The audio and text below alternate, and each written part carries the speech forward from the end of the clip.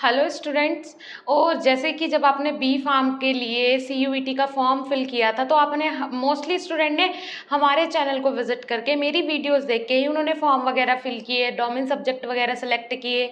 तो उसके बाद जब आपका फॉर्म फिल करवाने की जिम्मेदारी मैंने ली थी कि आप सही तरीके से कैसे फॉर्म फिल करें, तो एडमिशन करवाने की भी जिम्मेदारी मेरी है।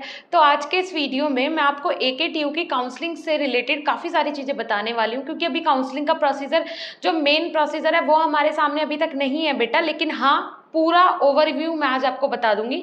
परेशान मत होइए। अगर आप बी फार्म में एडमिशन लेना चाहते हैं CUET के थ्रू और मेन आपकी टारगेट है AKTU यूनिवर्सिटी या फिर कोई भी विश्वविद्यालय को आप टारगेट कर रहे हो, तो आप बेफिक्र रहिए, आप सही प्लेटफॉर्म पे हैं और आपको यहाँ पे सही और सटीक ही जानकारी मिलेगी। Hey everyone, this is Sakshi Rajput and welcome to SP pharmacy.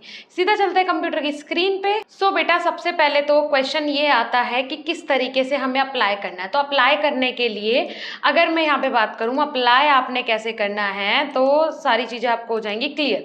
ठीक है, तो सबसे पहले यही बात आती है कि अप्लाई कैसे करना है। तो अप्लाई करने के लिए मैं आपको दो वेबसाइट्स बताऊंगी बेटा। या तो जो CUET की काउंसलिंग प्रोसीजर है वो फॉलो किया जाएगा कहाँ पे, aktu.ac.in पे, या फिर जो प्रोसीजर है वो फॉलो किया जाएगा कहाँ पे, uptech.admission.nic.in। ये जो वेबसाइट है ये दोनों ही ऑफिशियल वेबसाइट है।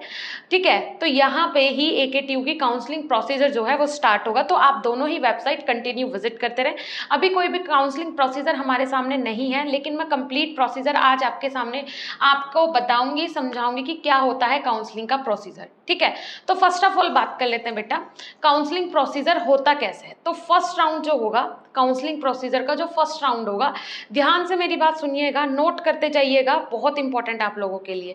तो AKTU का काउंसलिंग प्रोसीजर कैसे होगा, ध्यान से सुनो। बी फार्म में एडमिशन अगर आप लेना चाहते हो, फर्स्ट ऑफ ऑल जब फर्स्ट राउंड होगा काउंसलिंग प्रोसीजर का, जब फर्स्ट चरण होगा, उसमें जिन स्टूडेंट का नंबर आएगा, जिन स्टूडेंट का परसेंटेज क्राइटेरिया उसको मैच करता होगा फर्स्ट काउंसलिंग राउंड को, तो उनका नंबर आएगा किसमें, फर्स्ट राउंड में। अब क्या होगा, आप लोगों के लिए जो कॉलेज चूज करने के लिए जो आपको दिया जाएगा, उसमें आपको ये अथॉरिटी मिलेगी कि आप कॉलेज चूज कर सकते हैं। पहले आपको अपने डॉक्यूमेंट्स वहाँ पे क्या करने हैं, अपलोड करने हैं, डॉक्यूमेंट्स जाके सबमिट करने हैं। उसके बाद आपको चूजिंग कैटेगरी में ले जाया जाएगा। चूजिंग कैटेगरी में आप अपने हिसाब से कॉलेजेस चूज कर सकते हैं। जो फर्स्ट राउंड वाले बच्चे हैं, सिर्फ जो फर्स्ट राउंड वाले बच्चे हैं, उनके पास ये अथॉरिटी होगी कि वो अपने चॉइस का कॉलेज चूज कर सकते हैं, अपने हिसाब से कॉलेज चूज कर सकते हैं। आपके पास ये अपॉर्चुनिटी होगी।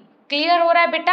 अब आ जाते हैं सेकंड राउंड की बात कर लेते हैं। जब सेकंड राउंड होगा, सेकंड राउंड में अगर आपका नंबर आ रहा है, तो पिछली साल AKTU ने क्या किया था कि सेकंड राउंड में भी उन्होंने चूजिंग का एक ऑप्शन बच्चों को दे दिया था, सेकंड राउंड वालों को भी, कि भाई आप भी चूज कर सकते हैं अपने हिसाब से, जो भी कॉलेज आपको जो भी रिक्वायरमेंट है आपकी कॉलेज की, वो आप अपने हिसाब से चूज कर सकते हैं। जो भी आपका पसंदीदा कॉलेज हो वो आप अपने हिसाब से चूज कर सकते हैं। तो सेकेंड राउंड में भी बच्चों को ये अपॉर्चुनिटी मिली थी, लेकिन मोस्ट प्रोबेबली सिर्फ फर्स्ट राउंड में ये होता है कि आपको कॉलेज चूज करने की अपॉर्चुनिटी मिलती है। अदरवाइज अगर आपके मार्क्स कम है, आप सेकंड राउंड में आ जाते हैं, तो आपको ये फैसिलिटी नहीं मिलती। अगर इस बार भी मिल जाती है तो काफ़ी सारे बच्चों का फायदा हो जाएगा।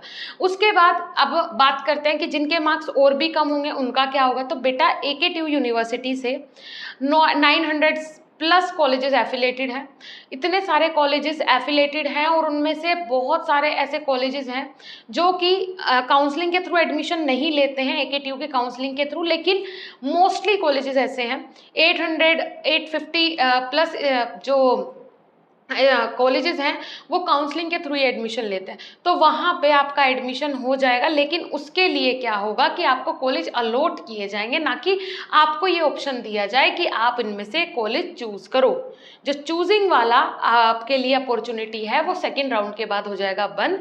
और AKTU यूनिवर्सिटी में एडमिशन के लिए 10 से 12 राउंड होते हैं। पिछली साल 10 राउंड हुए थे, काउंसलिंग प्रोसीजर 10 राउंड तक चला था। तो इस बार भी ये संभावना है कि 10 से 12 राउंड तक काउंसलिंग प्रोसीजर चलेगा।